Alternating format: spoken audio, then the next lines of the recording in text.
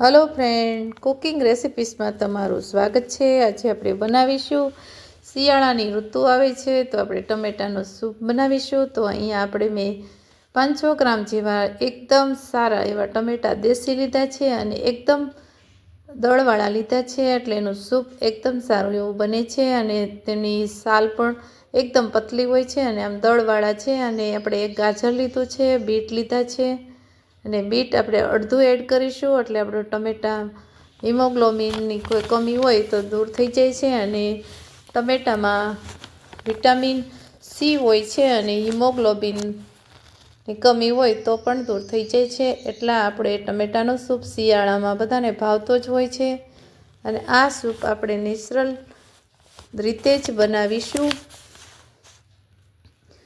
આ સૂપ બનાવવા માટે આપણે 10 થી 15 મિનિટની જ વાર લાગે છે। આ સૂપ જલ્દી ફટાફટ બની જાય છે। તો આ રીતે આપણે ટમેટાને મેં અહીંયા 4 ટુકડા કરી લીધા છે અને કુકરમાં આપણે 4 જેવી વિસલ કરી લેશું અને બીટ છે એ આપણો એકદમ કલર સારો જળવાઈ રહે અને હિમોગ્લોબિનની કમી હોય તો પણ દૂર થાય અને ટેસ્ટ એટલો સારો આવે છે અને આપણે નેચરલ તરીકેથી બનાવીએ છીએ, એટલે આપણે ખાંડ કે ગોળ આપણે ઉમેરશું પણ થોડો એવો ઉમેરશું તો નેચરલ રીતે ગળું સૂપ આપણું એવું ખાટસ સામે બેલેન્સ કરવા માટે આપણે બંને વસ્તુ મેં અહીંયા ગાજર અને બીટ એડ કર્યા છે। તમે નકરા ટમેટાનો પણ સૂપ બનાવી શકો છો।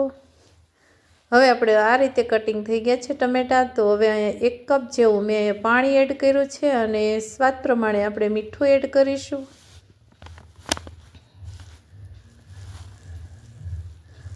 અને હવે આપણે કુકર બંધ કરી દઈશું।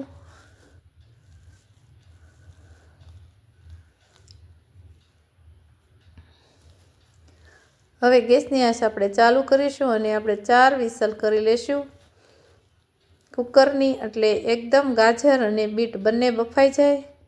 અને હવે આપણે એના માટે અંદર એડ કરવા માટે અહીંયા મેં 4 લવિંગ લીધા છે, થોડાક મરી અને તજનો ટુકડો અને 2 તમાલપત્ર એડ કર્યા છે। તમાલપત્ર આપણે અંદર ઉપરથી એડ કરીશું અને આ રીતે આપણે નેચરલ તરીકેથી આપણે વાટી લેશું ખાંડણીમાં। તો આ રીતે તમે સૂપ બનાવશો તો સૂપ એકદમ સારો એવો ટેસ્ટ આવશે। શરદી ઉધરસ કે હોય તો પણ આ બધું મસાલા નાખવાથી આપણું સૂપમાં રાહત મળે છે।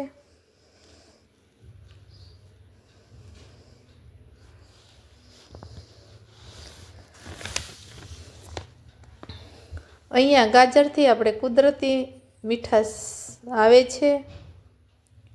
તમે ફુદીનો પણ એડ કરી શકો છો, 5 થી 6 પાન પણ મેં અહીંયા કિપ્સ કર્યો છે। બાળકોને ફુદીનો ભાવતો નથી એટલા માટે।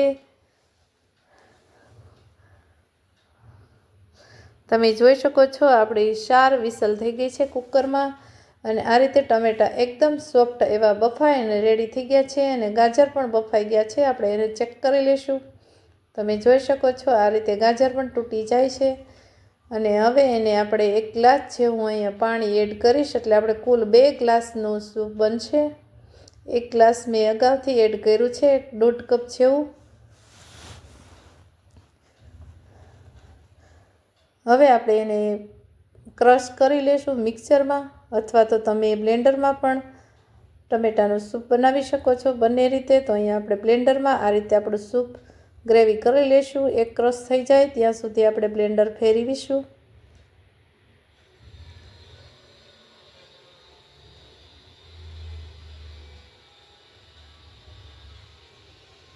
ચાલુ બંધ આપણે 2 વખત કરીશું, એટલે આપણું સૂપ એકદમ સરસ એવું તમે જોઈ શકો છો।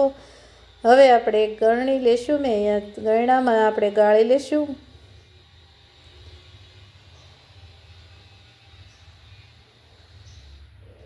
અને ચમચીની મદદથી આ રીતે આપણે એને ચમચી ફેરવીશું, એટલે આપણો રસ બધો નીકળી જશે અને બી અને ગાજર અને બીટના કોઈ છોલા હોય એ બધા ઉપર આવી જશે। તમે જોઈ શકો છો આ રીતે આપણે છોલા છે નહીં પણ બી ટમેટાના હોય એ રહી ગયા હોય તો આપણે એને બહાર કાઢી લેશું અને આ રીતે સૂપ આપણું એકદમ ગાળી લેશું।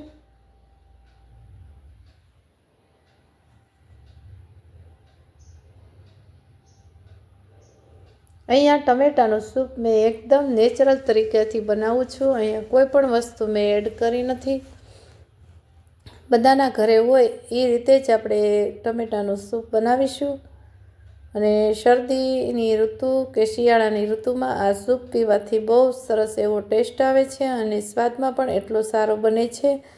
તો હવે આપણે સૂપ ઉકાળવા માટે અહીંયા બે તમાલપત્ર એડ કર્યા છે અને એને હાથથી મસળી લીધા છે. અને ગેસની આંચ મેં હાઈ રાખી છે. તો આપણે એને થોડુંક ઉકળે 6 થી 7 મિનિટ જેવું આપણે ઉકાળીશું. અહીંયા ખટાશની સામે આપણે બેલેન્સ કરવા માટે મેં 1 ચમચી જેવું ખાંડ એડ કરી છે. કેમ કે ટમેટાં ખાટા હોય છે, થોડાક વિટામિન સીથી ભરપૂર હોય છે, એટલા માટે આપણે અહીંયા. અને જે ડાયાબિટીસના પેશન્ટ હોય એ પણ આ સૂપ પી શકે છે. તમે ખાંડ તેમાં કિપ્સ કરી શકો છો. તો અહીંયા મેં ખાંડ થોડીક એવી જ એડ કરી છે. અને આ સૂપ ફુદીનો નાખવાથી 100 ગણો વધી જાય છે. તો અહીંયા આપણે ફુદીનો થોડોક એડ કરીશું અને બરાબર એને મિક્સ કરી લઈશું. 6 થી 7 પાન જેટલા મેં અહીંયા, અને તેને આપણે બરાબર મિક્સ કરી લઈશું. એટલે એનો સ્વાદ એકદમ સારો એવો આખા સૂપમાં તમને જોવા મળશે. હવે તમે જોઈ શકો છો કલર પણ એટલો સરસ આવી ગયો છે. કેમ કે આપણે ટમેટાં એકદમ સારી વેરાયટીના મેં અહીંયા એકદમ લાલ એવા લીધા હતા.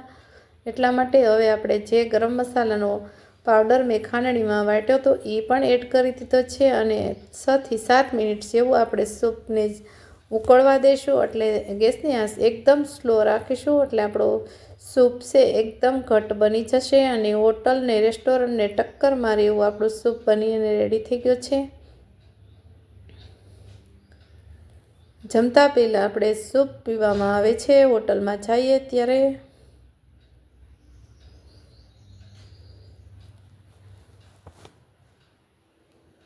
આ રીતે આપણે 7 મિનિટ જેવું ઉકળી ગયું છે. તો આપણે મેં ગેસની આંચ બંધ કરી દીધી છે અને એકદમ ટેસ્ટી એવું બની ગયું છે. અને તમે ઉપરથી પણ તમે મીઠું એડ કરી શકો છો સ્વાદ પ્રમાણે. મેં અહીંયા થોડુંક એવું મીઠું એડ કર્યું હતું.